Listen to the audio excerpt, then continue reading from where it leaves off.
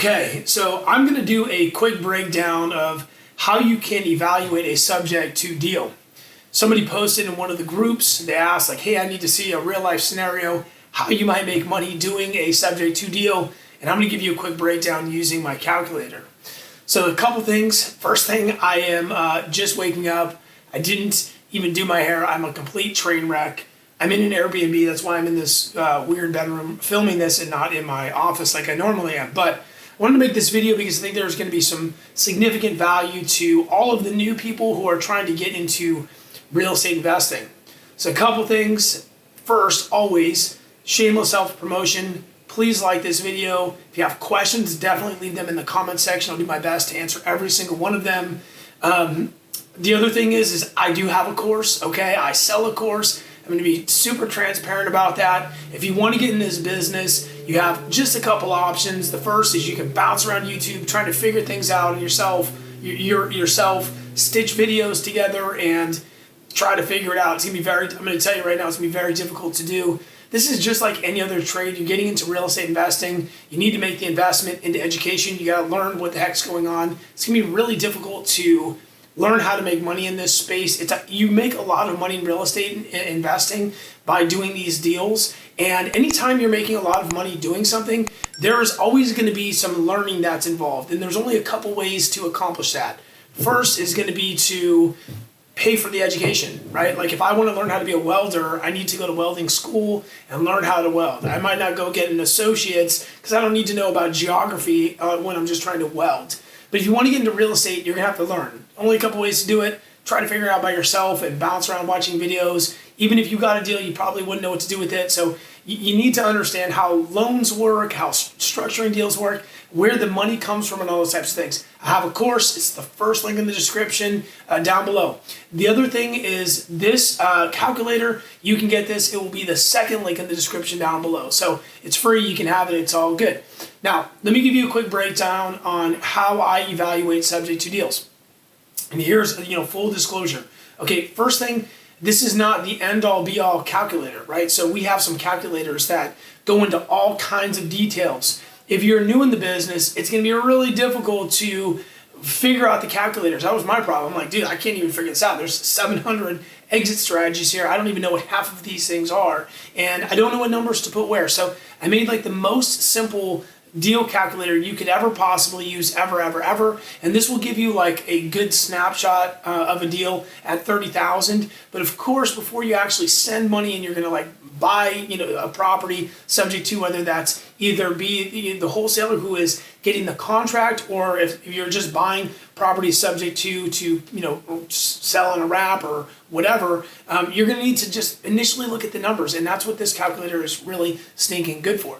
So a couple things I want to just start with. The first thing is going to be the entry fee calculator. It's over here on the right hand side. The first thing is you're just going to go through all of these questions here, and you are going to calculate what it's going to cost to actually acquire the property, to actually put it under contract, and to be the, let's say, owner on paper, okay? Because, it's going to cost money to do that, okay? And so let's talk about this real quick. The first thing is, does the seller want a down payment on the subject too, right? Do they, let's say you're selling or buying the property for actually, let me do this. Let me work backwards over here. Let's just do the purchase price real quick. Let's say you're buying the property for $300,000, okay? And I'm kind of flying by the seat of my pants, and I want to just explain this really well, so just give me a little bit of grace. Purchase price of the property, $300,000, okay? That's what they want for the property. Don't worry about the mortgage or any of that stuff. The owner is like, I want $300,000 for the property. Cool. So let's talk about some of these things. Let's say the seller says, I want 300 grand and I want, 10,000 in my pocket. So let's do that. Let's just do 10,000. Okay. This is going to be the down payment funds. What are the payments the seller is behind? Let's say it's a foreclosure situation and they're behind a couple months. And let's just call this, I don't know, 5 grand, which would be probably a really low number, but let's just do it anyways. Cost to get the lead. This is going to be if there are wholesale fees, if an agent brought it to you and you need to pay them a commission for bringing it, if there's any referral costs. Let's just say we just go direct to seller. Let's just say there is none. How much goes to the closing attorneys or the title company? These are going to be closing costs, so let's just go ahead and calculate those at like $4,000, okay? And if you need to know where to find these numbers, just find another video on how to calculate closing costs, all right? Preparing home for rent, so let's say this is going to be an Airbnb. Let's say you need to do some rehab or something like that. That's where this would come in. So let's say, you just need to clean it out because you are going to sell it on a wrap. And I'll talk about that in a second. Let's just say it's going to be, I don't know, let's say $2,000 to clean it, a little bit of rehab, actually we bumped that number to like $5,000. Just literally doing hypotheticals here. I just want you to understand what's going on. The amount needed while the space is vacant or not sold, any rent, mortgage payment, utilities, or prep fees. So if you buy this property subject to, which means you are going to be making the monthly payments on the mortgage that's already in place, and once the seller is out of the property, now the property is vacant. So what the heck's going on? How are you bringing in revenue? Well, there's going to be a period of time, maybe not, where you're going to have to put somebody in that property. And that time is going to be holding time. So you still need to make the mortgage payment during that time while no one is in the property making the payment to you. So let's just say that's 60 days, and let's just call it $3,000. Like the payment's like $1,500. I'm just making stuff up.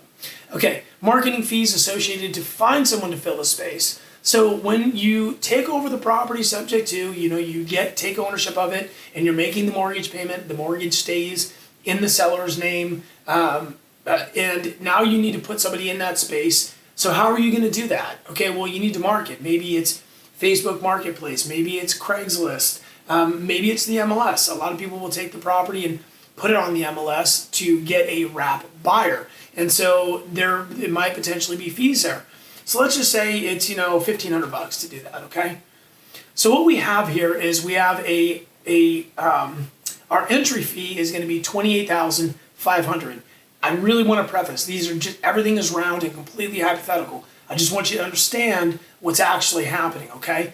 And what happens is over here on the left, this is going to auto-populate. So you see entry fee and it will automatically populate. You're only going to fill in the blue fields here, okay? So everything else will auto-populate.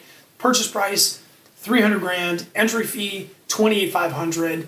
And then I need to start plugging in some other numbers here. So what is the balance on the property? Well, let's say the balance on the property is going to be $290,000. Okay, and I got that number. I'm getting old. I can't see nothing. I got that number from this $300,000 purchase price, and they want $10,000 as a down payment or money to them to walk away. The next thing we're going to put in here is going to be our ARV. So let's just say the property is actually worth, once it's been fixed up and repaired, let's say we're getting it at a discount because remember we're professional deal finders. Let's say the property is worth, $315,000, okay, for lack of a better example. And that number could be flat. I'm just making the point that if you're getting it at a discount, if it's worth more than what you're buying it for, you are going to immediately have equity in the property. Now remember, you've got this $25,000 equity in the property and your entry fee is $28,500. Just make a mental note there. Couple things you need to calculate, okay? The first is going to be the current mortgage payment. The P&I means principal and interest only. Okay, so whenever you buy a property, you have principal and interest, which is the payment on the loan, and then you have taxes and insurance. So the government gets their money, taxes and insurance, because if the property burns down, the lender who is lending you this $300,000 wants to know, how do I get paid, bro? I just lent you a bunch of money and the property burned down. Well, the insurance company will cover those costs. And so that's why you have to have insurance on a property. So what I want to calculate in this first box is just the principal and interest. So let's just pretend like the principal and interest portion of the payment is $1,500, okay? And then the current mortgage payment, PITI, principal, interest, taxes, and insurance, let's just call it, let's just call it $2,000, okay? Hopefully these numbers shake out and this will make some sense. But anyways, so rate on the mortgage. So what is the current rate, right? This is the benefit of subject to. We can take over people's mortgages that have really great interest rates if they, purchased or they refinanced or something in 2020 or 2021 when rates were just absolutely at all-time lows. So let's just say the rate on the mortgage is 3.2%. About 5. Okay, we got a smoking rate. That would be a great deal. Down here in row number 17, we have our current rates, rental rates, and this cash flow that automatically populates. So let me see if I can explain this just kind of quickly. You have this long-term, I don't know why it says current rent rate. This is just should mean, the term or whatever.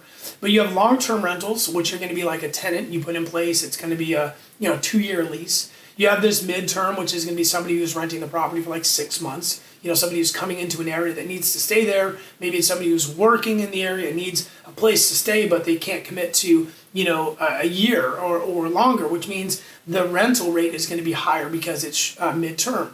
Then you have this short term, which is going to be like Airbnb and these types of things. And generally speaking with Airbnbs, because they're short term, you are going to make more money monthly if it's short term. So we have to start plugging in rental rates here. So I'm just going to make up some, hypothetical numbers. Let's say the long-term rental is going to be, let's say, $2,000 a month, okay? And you have your midterm, and let's say it's $2,200. And again, these are all hypothetical. And then you have these short terms, and let's say it's going to be, $2,600. I don't know, okay? Now this should be populating the cash flow. It's not, so I need to fix that. I don't know what the heck's going on. I probably messed something up when I was clearing cells to do this video. What it's going to do is it's going to populate this cash flow. Let me fix this right now. Now B18 and minus B13. B18. Oh yeah, it should be 0. And this should be B19, that's why. Yeah, that's weird. And this is going to be B20. So let me just fix this real quick. B20 minus. Okay, so now we can see our monthly cash flow. Okay, now is this good, bad, or whatever else? It's totally going to depend on the scenario. For sure, if you are not cash flowing at all, that could be kind of a situation. But some people who are buying these properties, some long-term holders, they don't need it to cash flow. Okay, so and some do. And it really depends on your exit strategy. That's why, getting into this business and understanding how you actually make money is so important, right? You can acquire, but how do you dispo? How do you sell it? And how does the investor you either sell to or become, how does that person make money? This is why you got to understand kind of both sides of it. Okay, so this is just, for observation. Does this property cash flow long-term, mid-term, short-term, okay? And then this is what I love Subto deals, okay? This is why I love them, okay? Doing wraps are really where it's at, in my opinion, okay? I don't mess with the Airbnb, the midterm stuff. I feel like it's, for me, just I don't know enough about it. It's a little risky because they've got all these Airbnb laws and all these cities are, wanting these different permits. You only get so many permits. It's like there's just too much stuff for management for me. There are people who are crushing in that space. It's just not a space that I play in. But where I do play is these wraps. And basically what happens is the way a wrap works, it's a wraparound mortgage is what it is. It's when you acquire the property one way, right, with one balance and one interest rate and one payment, and by acquiring a subject to loan, by acquiring a property subject to, we have secured that financing and secured that rate and secured that monthly payment. So now we already have that in place. And then what we do is we go and say, well, I'm going to sell this property to somebody else, and all of the numbers that I have, or all the numbers that I sell to them, are going to be a little bit higher. Okay, and I'm going to explain how that works, all right? So, and here's how you can do it, right? So when you are selling your property, when you acquire it on a wrap, let's say you come up with $28,500 and you get into this property and now your monthly payment is $2,000. You got to be making that payment every month. You've got this property, it's ready to go, it's vacant, you're good to go. Now what do you do with it? Well, what you do is you find somebody to come in and buy it from you, okay? And what they're going to do is, what you're going to do is you're going to sell the property at a little bit higher of a price. So the question is why in the world would somebody ever buy the property at a higher price than maybe it's worth? Well, the thing is that the type of buyers we're looking for are people who don't qualify for a traditional, what's called qualified mortgage, like a conventional FHA, VA loan. And a lot of people who fit those boxes are going to be people who are self-employed. right? So I'm self-employed. I try to write off everything I possibly can so I'm not paying taxes. But the problem is that when you look at my tax returns, it doesn't look like I make a lot of money. And so that creates a situation for me where I can't qualify traditionally. Now, excuse me, a lot of times there are solutions for that. There are bank statement programs and 1099 programs and those types of things. But the rates, they really suck, and you still have to go through all of the traditional financing routes. And there are rules around where down payment funds come from. You need appraisals and all those types of things. So there are still guidelines that you have to follow that can make it difficult for a self-employed purchaser or buyer to buy a property. And selling the property to them on a wrap it solves a lot of those problems, because we can go in and say, well, this person has a 740 credit score. They made $300,000 last year. They wrote all this stuff off, but their cash flow is really good. So they can afford, a $2,000 a month mortgage, no problem. Okay, we can evaluate that on a case-by-case basis.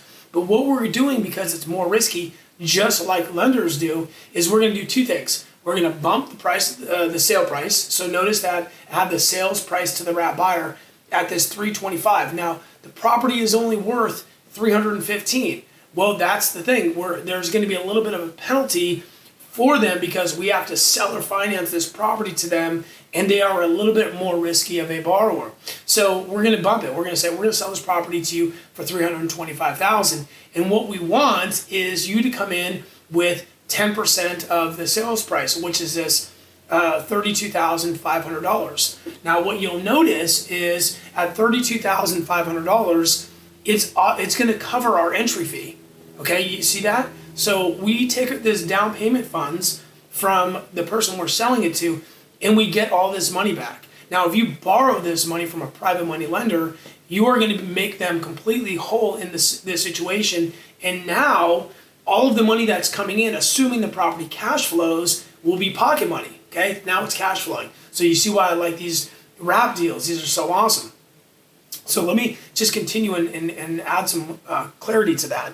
So $32,500 is going to be down payment money. You can bump this. Let's call it $335. Okay, and now they've got to come in with $33,500. So at the close of escrow, you're going to get $5,000. Not only does your private money get their money back, private money lender get their money back, but you're going to put $5,000 in your pocket. The thing is that generally speaking, I pay my private money guys on this, so I'm paying them, interest on this money. So some of that interest is going to come out of this, these proceeds that you get when you sell the property to your end buyer. Okay. So a couple things. Loan balance must be higher. The loan balance the buyer will carry. So remember, you are buying this property, okay, and you're only paying $300,000 for it, and they're paying $335,000.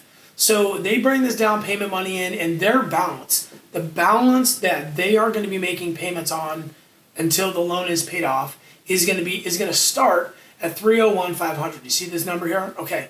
Now what's important is that your balance, because you have a balance, right? Because you already have a loan on the property, and it's $290,000. What's important is that their balance, this 301, is not lower than your balance. And here's why.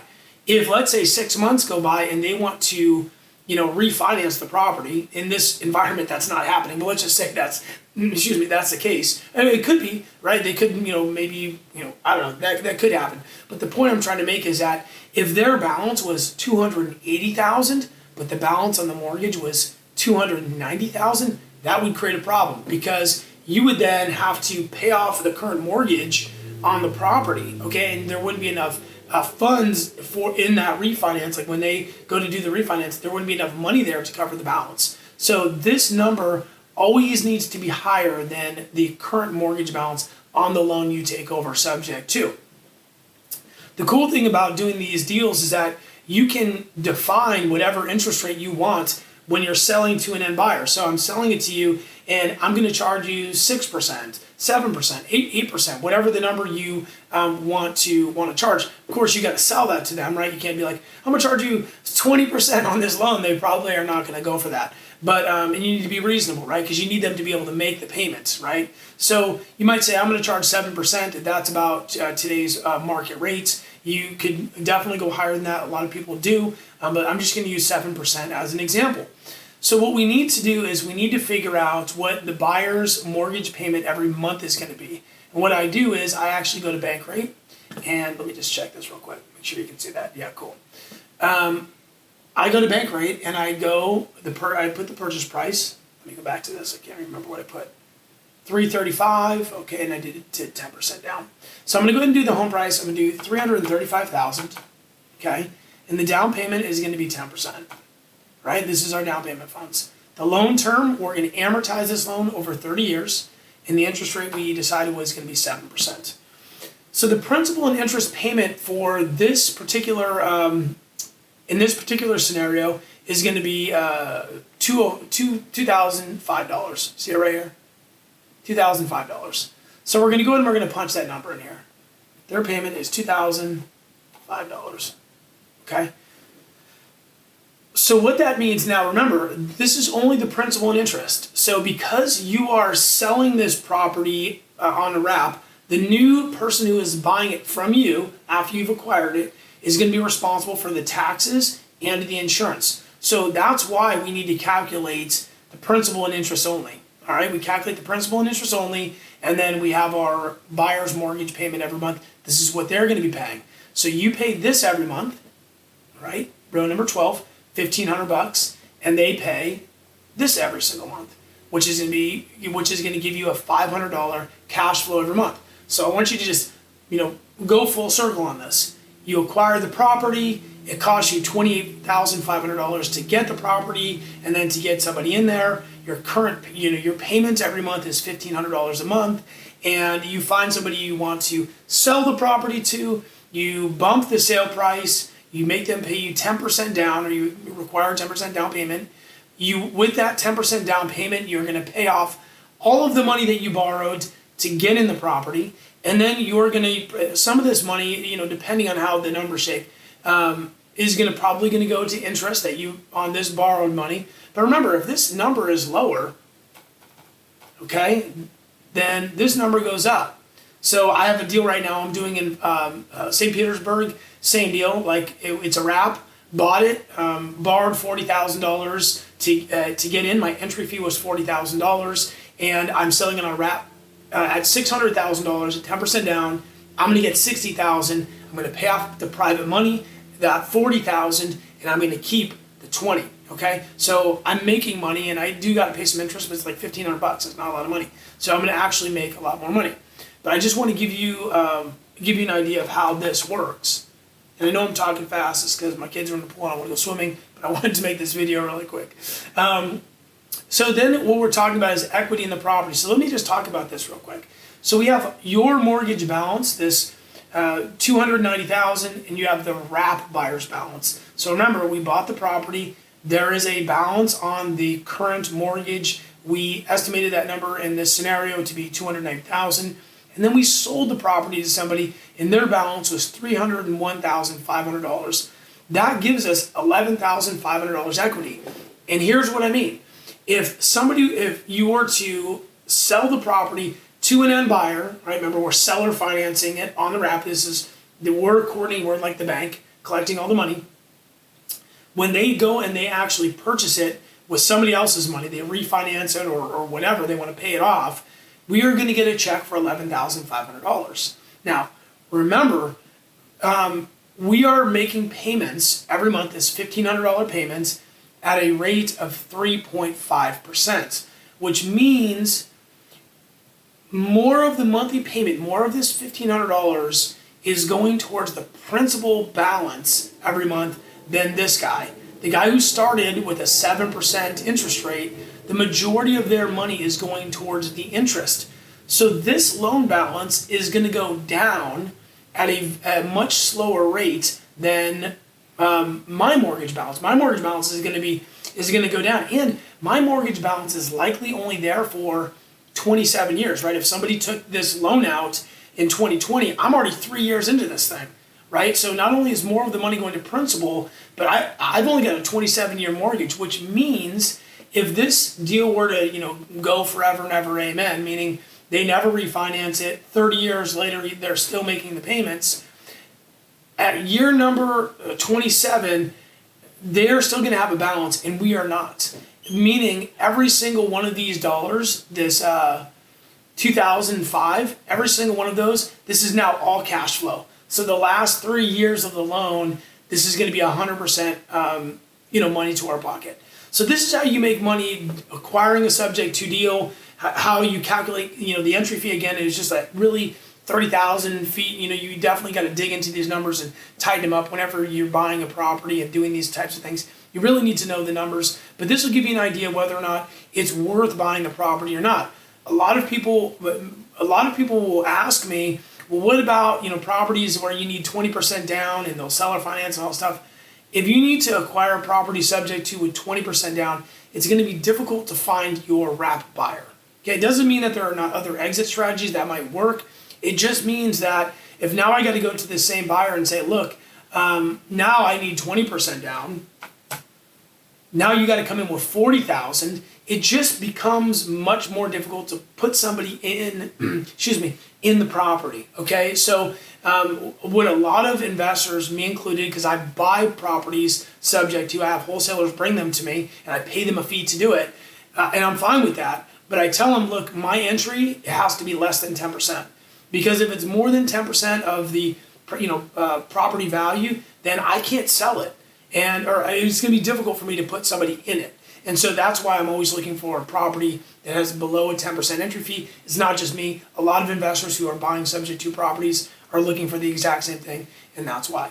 So again, I hope this gave you a good overview of how this deal works. If you found any value to this video, a like and subscribe, totally shameless self-promotion, would be awesome. If you're wanting to learn the business, definitely take a look at my course. It's something that is going to shorten the learning curve for you getting into this business, because trying to learn all this crap by watching YouTube videos and then actually do deals is going to be really difficult. The cool thing about being part of my course is that when you get deals like this, I can help you underwrite them and scrub them, and then we do the deals together. You get 50%, I get 50%, everybody wins. So that's it. I hope this was super valuable to you. Thank you. God bless.